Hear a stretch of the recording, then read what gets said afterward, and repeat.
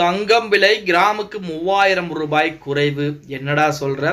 ஒரு கிராமுக்கு 3000 ரூபாய் எப்படா குறையும் அப்படின்னு நீங்க சொல்றது கேக்குது நண்பா. அதாவது இந்த விஷயங்கள்லாம் நடந்தால் கண்டிப்பாக தங்கத்தோடைய விலை இப்ப இருக்கக்கூடியதிலிருந்து கிட்டத்தட்ட ஒரு 38% குறைவதற்கு வாய்ப்புகள் இருக்கு அப்படின்னு சொல்லி நிபுணர்கள் புறம் ஒரு கருத்துக்களை சொல்லியிருக்காங்க. அவங்க என்ன கருத்துக்களை சொல்லியிருக்காங்க, அப்ப தங்கம் விலை குறைய நம்ம என்ன செய்யணும் அப்படிங்கிறது தெரிஞ்சுக்கணும்னு வீடியோ முழுமைக்கும் பாருங்க. வீடியோ பிடிச்சிருந்தா ஒரு லைக் பண்ணிருங்க நண்பா. நேற்றைய தினம் நிம்மதியா உறங்கிக் கொண்டிருக்கூடிய அந்த வேளையிலே ட்ரம்ப் பாத்தீங்கன்னா உலக நாடுகள் மீது பாஸ்பர வரியை வந்து விதிச்சிருக்கு. இந்த பாஸ்பர விதியின் காரணமாக உலக நாடுகளிலே தங்கத்துடைய விலை இன்னும் அதிகமாகுவதற்கு தான் அதிகப்படியான வாய்ப்புகள் இருக்கு அப்படின்னு சொல்லியிருக்காங்க. அமெரிக்காவை சேர்ந்த ஜான் மில்லஸ் என்கிற ஒரு நபர் பாத்தீங்கன்னா இந்த விஷயங்கள் புறம் நடந்தால் வரக்கூடிய ஆண்டுகளிலே கிட்டத்தட்ட 38% வரைக்குமே தங்கத்துடைய விலை குறையும் அப்படின்னு சொல்லி இருக்கிறார். அது என்ன காரணங்கள் சொல்லிருக்காங்க அப்படின்னு பார்த்தோம்னா, இப்ப நாளுக்கு நாள் தங்கத்துடைய விலை அதிகரிச்சுக்கிட்டே போறனால தங்க சுரங்கங்கள்ல தங்கம் தோண்டுவதுமே அதிகமாயிட்டு தான் போகுது. இப்படிங்கிற சூழ்நிலை ஒரு காரணம். அதுக்கடுத்து பாத்தீங்க அப்படின்னா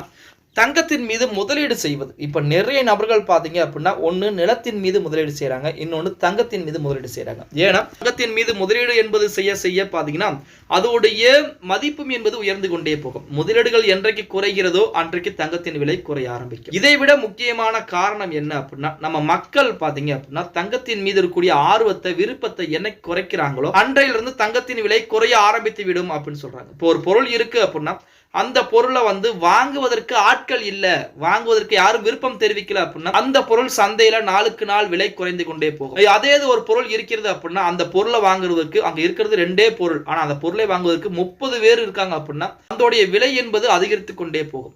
அப்ப மக்கள் வந்து என்றைக்கு தங்கத்தை வாங்குவதற்கு குறைக்கிறார்களோ அன்றைக்கு பாத்தீங்கன்னா கண்டிப்பாக விலை என்பது குறையும்.